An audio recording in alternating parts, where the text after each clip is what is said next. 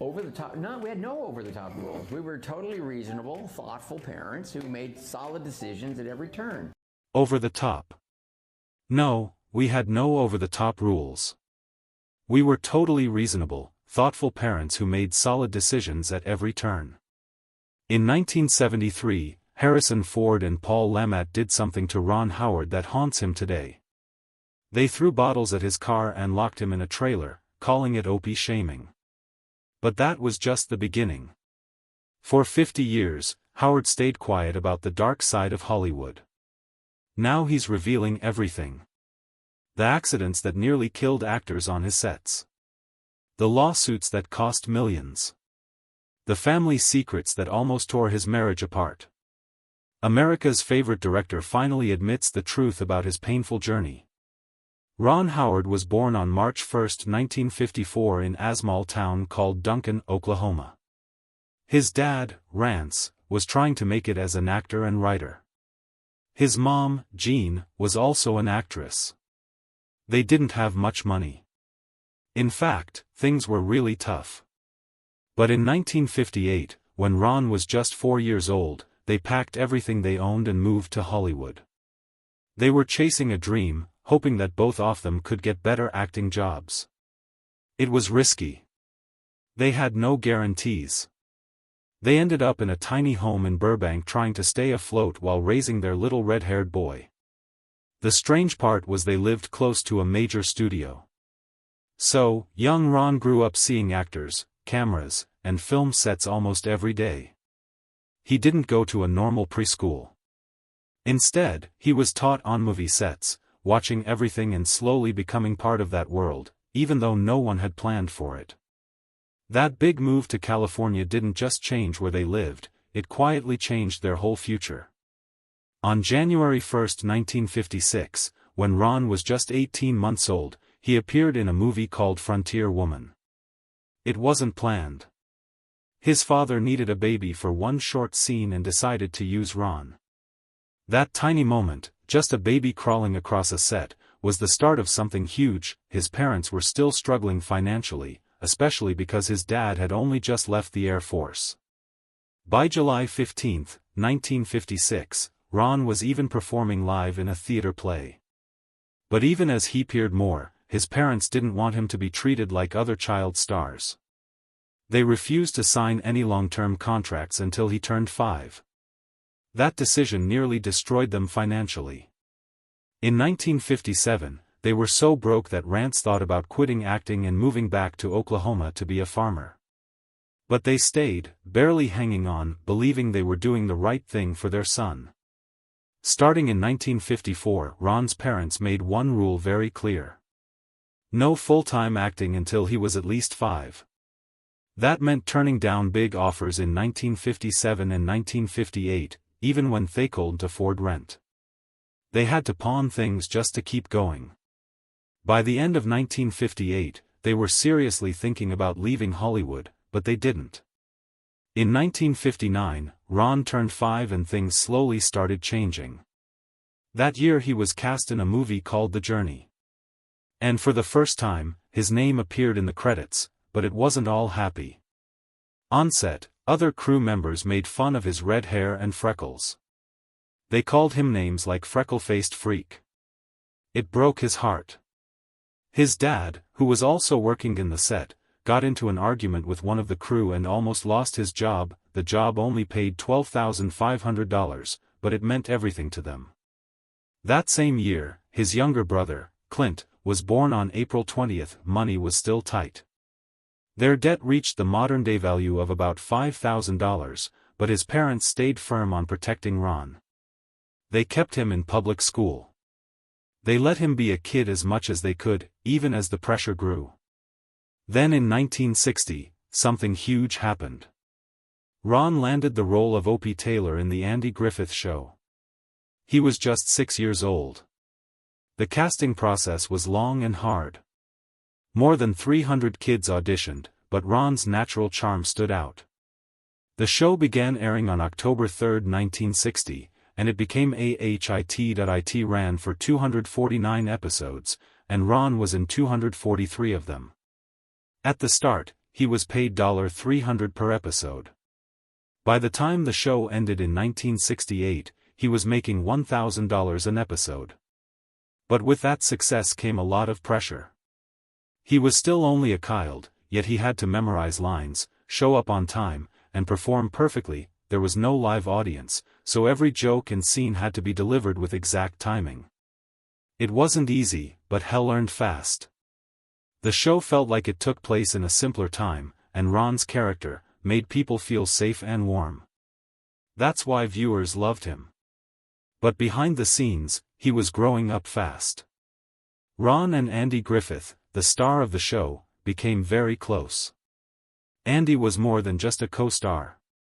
He acted like a mentor. He would explain scenes to Ron and tell him stories between takes. Their bond started when Ron was just 6, and it grew stronger over time. But things weren't always calm. Andy struggled with drinking, and sometimes Ron saw him get into angry arguments on set. It was scary. In one case, Andy read a bad review out loud and became upset in front of everyone. Despite all this, he was still kind to Ron, helping him with emotional scenes and treating him with respect. Years later, in 1997, Andy even visited Ron on a movie set in Queens. They didn't find out until after Andy died in 2012 that they were actually distant cousins. It was a shocking and sweet discovery that made their long bond feel even more special. In 1962, during a scene on a lake, 8-year-old Ron nearly drowned. They were filming a fishing scene on a small boat when something went wrong. The boat tipped and Ron fell into the water. Andy Griffith saw it happen and jumped in without a second thought. He pulled Ron out. The producers didn't want anyone to know because it could damage the show's reputation, so it stayed quiet. But Ron never forgot it. There were no safety rules back then. Kids could work long hours, and accidents weren't uncommon. That near drowning left a mark on Ron. And years later, when he started directing films, he made sure every set had safety plans in place. By 1968, when the Andy Griffith Show ended, Ron was 14. But instead of getting more roles, he got rejected.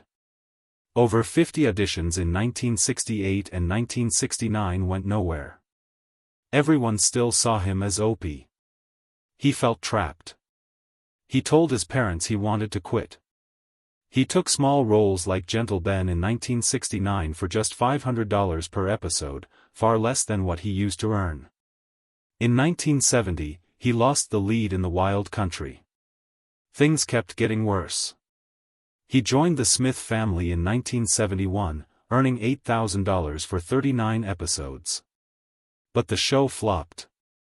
All this rejection gave him anxiety, which he hid from others. At the same time, he was playing basketball in high school, averaging 12 points per game. In 1972, he tried to live a normal teen life, but inside he felt stuck. In 1973, things changed again. Ron was 19 and got cast in American Graffiti. It was directed by George Lucas. Filming started in June in California.